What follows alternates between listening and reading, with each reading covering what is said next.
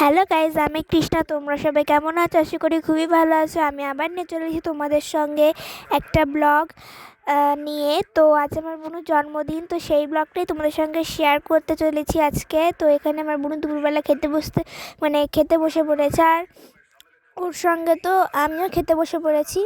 তো খাওয়া দাওয়া হয়ে গেলে এখানটাতে সবাই মিলে রান্নাবান্না করতে শুরু করে দিয়েছে। আর সকাল থেকে ভিডিওগুলো নেওয়া হয়নি, কারণ আমি আঁকতে গিয়েছিলাম, এর জন্য সকাল থেকে নেওয়া হয়নি। আর এখানেতে সবাই হাই করে দিয়েছিল। আর এই যে আমাদের সুন্দরী, এ তো একদম বিন্দাস রয়েছে। আর আজ আমার বুনু সুন্দরীর মতনই বিন্দাস রয়েছে। আর সুন্দরী শুধু ভাবছে এখানে কি হচ্ছে। তো এরপরে আমি রেডি হতে বসে পড়েছিলাম, একটু অনেক বেশি করে রেডি হচ্ছিলাম। আর এদিকে আমার দিদিরাও চলে এসেছিলো আস্তে আস্তে। তো এটা সন্ধ্যাবেলার ব্লগটা, আমি রেডি হচ্ছিলাম এটারই, তখনের ব্লগ এটা। আর আমার দিদি যে স্টোরি দিয়েছিল ওগুলো আমাকে দেখাচ্ছিল, তোমাদেরকেও দেখিয়ে দিচ্ছিলাম।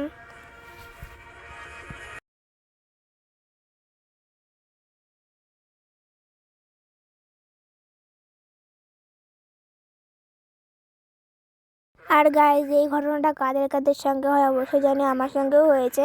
তো এই জায়গাটা পুরো কালো কালো হয়ে গেছে। হ্যাঁ, এটা আমি নিজে নিজে পড়তে গেলেও কি, বা আমার মা যদি পরিয়ে দেও তাহলেও কি, একা একা পড়লে বা মা পরিয়ে দিলে তাও এরকম চোখ থেকে জল বেরিয়ে যায়। তো এরপরে আমি ব্লাশার লাগাচ্ছিলাম। ব্লাশার লাগাতে হেভি ভালো লাগে, জানো না? তো ব্লাশার লাগাতে লাগাতে একটু ঢং ঢং করছিলাম। এমনি সময় তো আমার মা আমাকে মেকআপ করতেই দেয় না একা একা। আজ যেহেতু বোনের জন্মদিন, তার জন্যই আজকে মাকে বললাম যে আমি একা একা মেকআপটা করি। তো মা বললো ঠিক আছে কর। আর এইদিকে সবাই মিলে বেলুন টেলুন সাজাচ্ছিল, আমার ছোটদা ভাই, আমার দিদি আমরা সবাই মিলে সাজাচ্ছিলাম। আর এই দেখো, আর ওরা এখানটাতে বেলুন টেলুন লাগিয়েও দিচ্ছিল বেঁধে। তারপরে এই দেখো এখানটাতে ফাইনাল লুক। তোমরা বলো তোমাদের কেমন লেগেছে? আমাদের তো খুব ভালো লেগেছে, সবাই বলেছে খুব ভালো হয়েছে।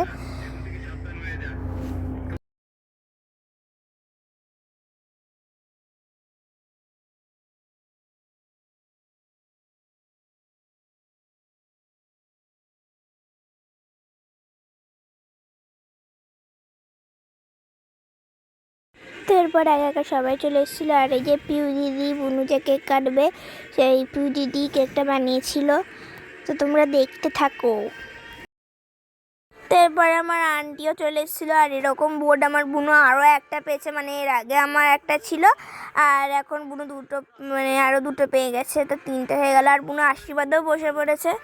একে একে আমার বাবা, মা, এরপরে আরও অনেকে দিয়েছিল, আমার আন্টি, তারপরে আঙ্কেল, বাড়ির সবাই বড়রা দিয়েছিল আগে, আমরা ছোটরা পরে দিয়েছিলাম। আর এই যে ও মোর ছোট দিদির জন্য লজেন্স এনে দিয়ে দিয়েছে। এরপরে আমার মাসি দিয়েছে, তারপরে আমার ছোটদা ভাই দিল, আমার দিদি দিল, আমি দিলাম। আর লাস্টে আমার পাড়ারই থাকে একটা বোন, ঝুম, ও দিল।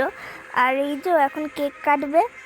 আর এই যে কেকটা হচ্ছে কি, তোমাদের লাস্টে ছবিটা দিয়ে দিচ্ছি, তোমরা দেখে নিও। কেক কাটা হয়ে যাওয়ার পর এই জিনিসটা যে কতটা মজাদার, আর আমার দিদির গায়ে লাগেনি বলে আমরা শুধু লাগিয়ে দিচ্ছিলাম। এই জিনিসটা যে কতটা মজাদার লাগে না?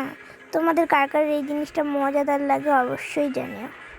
তো এরপরে দেখো আমার বুনোকে সাজিয়ে গুজিয়ে দেওয়া হয়েছিল। এরপর আমরাও খেতে বসে পড়েছিলাম। খাওয়াতে হয়েছিল ফ্রাইড রাইস, আলুর দম, পনির, আর চাটনি, পাঁপড়, মিষ্টি আর পায়েস। তো এরপর আমার বুনো নাচ করছিল, আর ও যা নাচ করছিল আর কিছু বলার নেই। তো তোমরা দেখে নাও অল্প একটুখানি ক্লিপ করে। আর এই যে এরপরেও গিফট খুলতে বসে পড়েছিল, যেই দিন জন্মদিন সেই দিনেও গিফট খুলবে। তো এখানটাতে একটা টিফিন বক্স পেয়েছে, খুবই ভালো ভালো হচ্ছে গিয়ে লাগছিল। তো এই যে আরেকটা বোর্ড, যেটা আগে বললাম দুটো পেয়েছে, তো এই যে আরেকটা পেয়েছে ও, দুটো হয়ে গেল। তো লাস্টে এই যে সুন্দরী এসছে এখন, তোমাদের ফার্স্টে যাকে দেখাচ্ছিলাম সে এখন এসছে। আর আমার বুনুর কাছে এটা সব থেকে শ্রেষ্ঠ গিফট, ও তখন বলছিল এই কথাটা। আর ও এসে পুরো আমার বুনুর কোলটাতে শুয়ে পড়েছে। সো আজকের ব্লগটা এই পর্যন্তই, দেখা হবে আরও একটা পরের ব্লগ নিয়ে। So by.